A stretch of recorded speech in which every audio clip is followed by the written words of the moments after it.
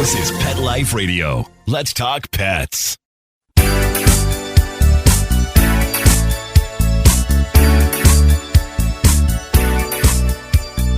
Hello, you're listening to Animal Party on Pet Life Radio.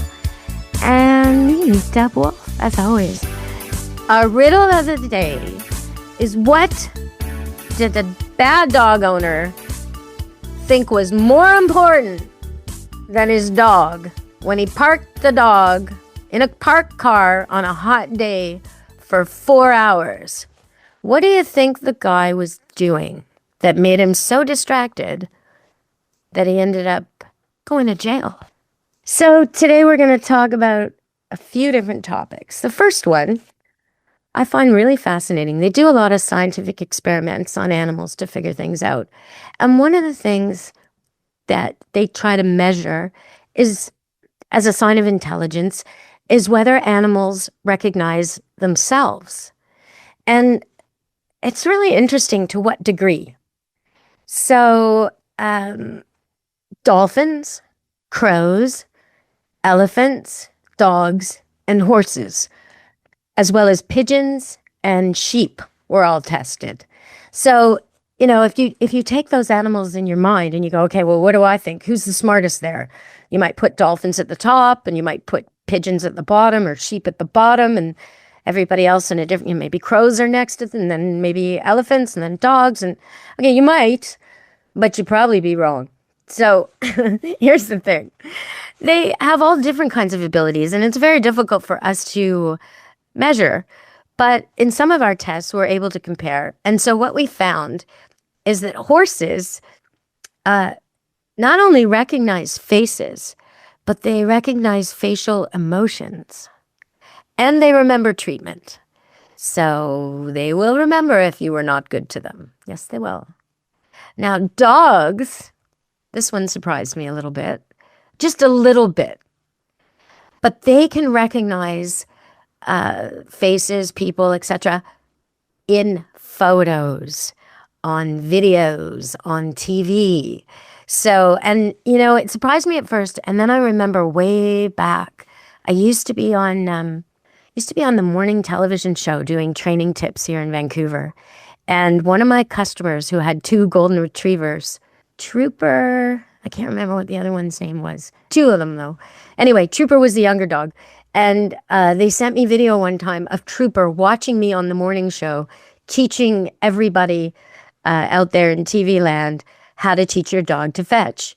And there was a stack of tennis balls in front of the television set because Trooper was running around the house picking up tennis balls and bringing them to the television set.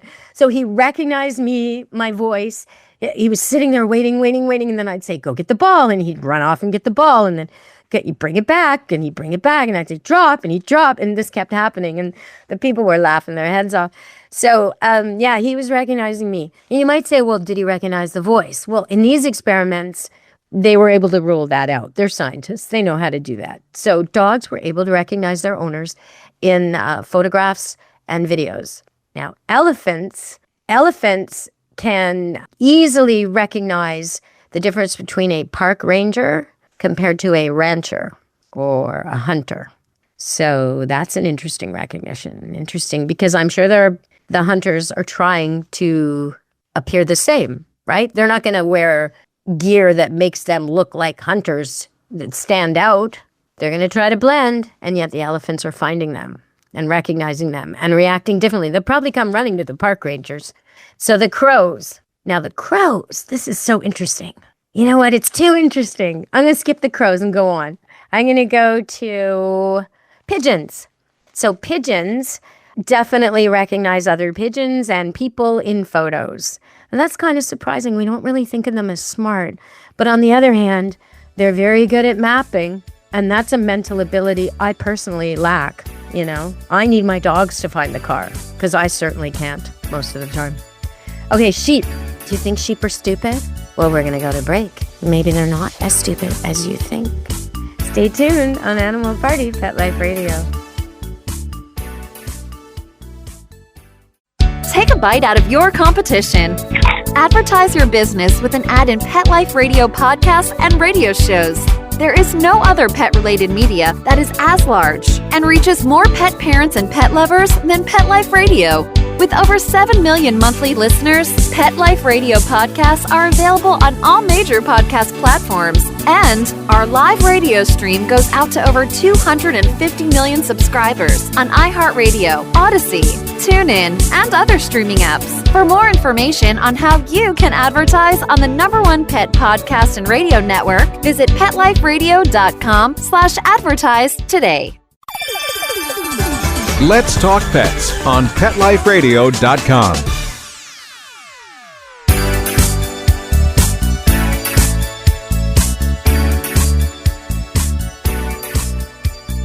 Hello, we're back at Animal Party, Pet Life Radio with me, Deb Wolfe.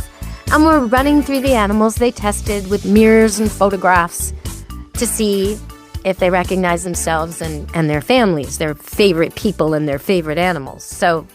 And also if they recognize people and animals they didn't like. And I really don't want to know how they made those people unlikable, but I'm sure they had ways. So the sheep.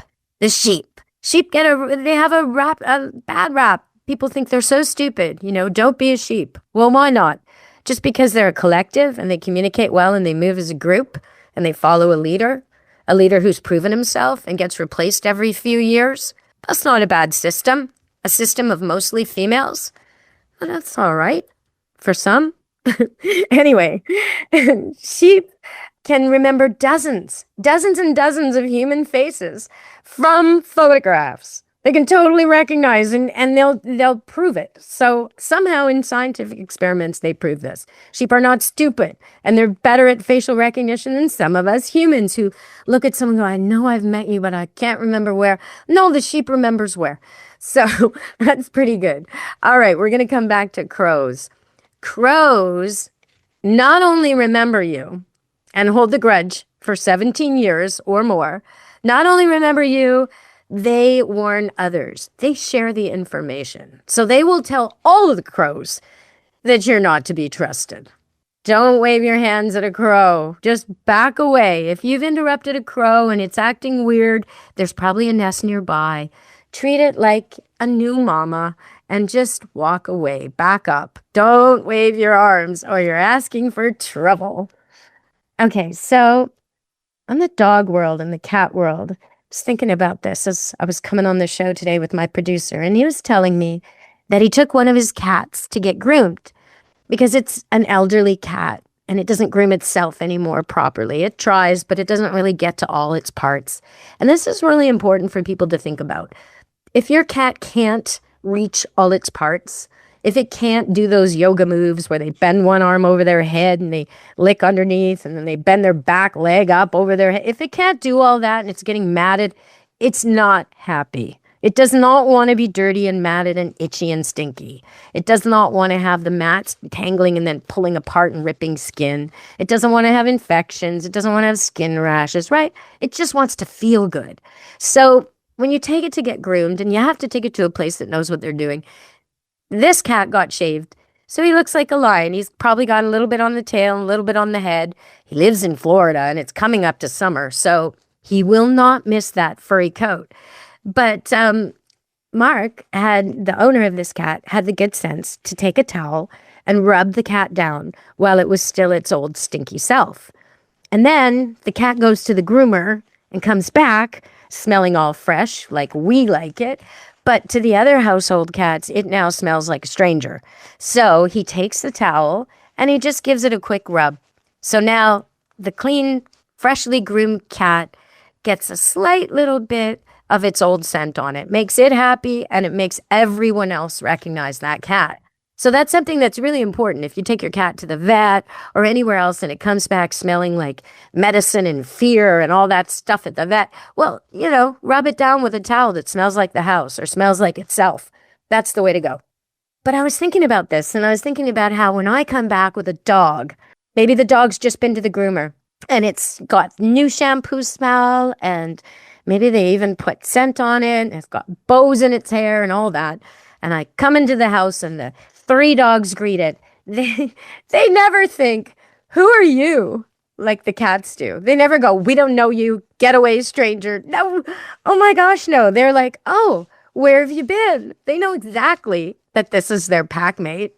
They would never mistake this dog just because it smelled slightly different. I mean, they know intuitively, like in their bones, that this is their sister, brother, friend, whatever, pack mate.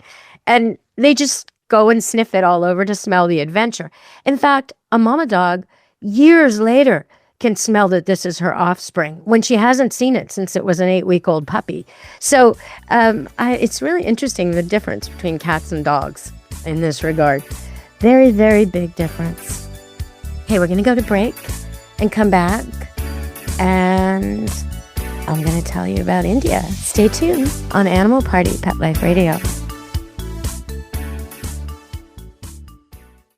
Take a bite out of your competition.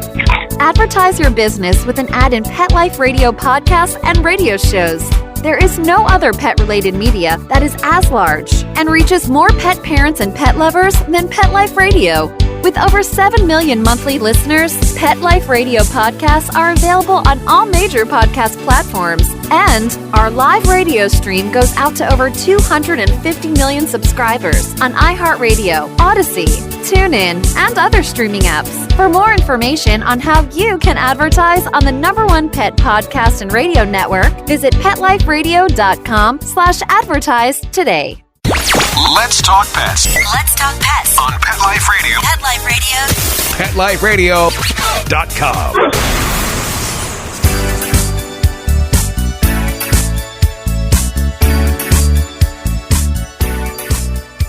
Hello! We're back.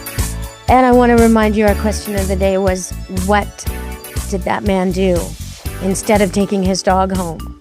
He had a golden retriever in a car, parked in a hot parking lot in a very hot country, and he didn't take it home, and the dog died, and now the guy went to jail. What do you think he thought was more important?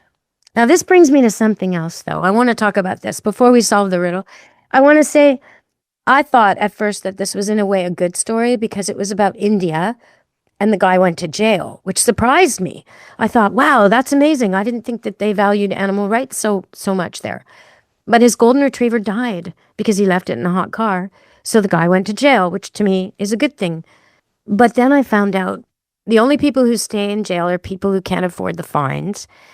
And the fine is likely to be equivalent to $1. $1. That's shocking. Now, if he'd meant to kill the golden, or if it was more than his first offense, fines might be as high as $5 or $50. But since it's his first offense and it was an accident, it's likely $1. I have a hard time with this. A really hard time. I'm getting choked up about it. Yeah. But it makes me think of how different things are in different parts of the world. Like in Israel right now, there's bomb shelters, and the people bring their pet dogs with them into the bomb shelters. Whereas in Iran, there's no bomb shelters even for the people, and there's golden retriever rescue clubs in Iran that have been existing for the last 20 years because they're in dire straits. It's a terrible place to be if you're a dog. That was before the war. I'm sure it's worse now. And that makes me think of Kristi Noem, the dog killer that still was able to hold public office, that still was popular despite her atrocious behavior with animals. Just don't understand that. I want to vote for people and have people in power who are good to animals, good to children. That's a prerequisite for me. The rest comes later. Honest, law-abiding would be good. Straight shooting. Direct. But good to animals and kids. If you're not good to animals and kids, I really don't want you in office anywhere. Okay. So, what was that guy doing that was so important that he had to leave his dog in a car to die? Well, he was gambling. He was at a casino. And I would suggest that maybe the casinos ought to patrol the parking lots better, because gambling is an addiction and people have a hard time realizing that they've been there 4 hours when there's no clocks on the walls. So if you're going to go to a casino, leave your dog at home, please. Don't bring your dog. Okay, everybody, I don't want to end with that note. I don't. So I'm going to end with a happier note, which is that recently I was foraging in the woods and collecting mushrooms with my dog team. And I got so many mushrooms, jars and jars, and I dehydrated them. And I took pictures of all that I was doing. And someone said, "You really ought to post that on TikTok." And I thought, well, I don't want to put it on Camp Good Dog TikTok. Some of it's dogs. I have some videos of the dogs finding the mushrooms. I have some videos of how to teach dogs to find mushrooms. But I can put those on Deb Wolfe, Pet Expert on YouTube.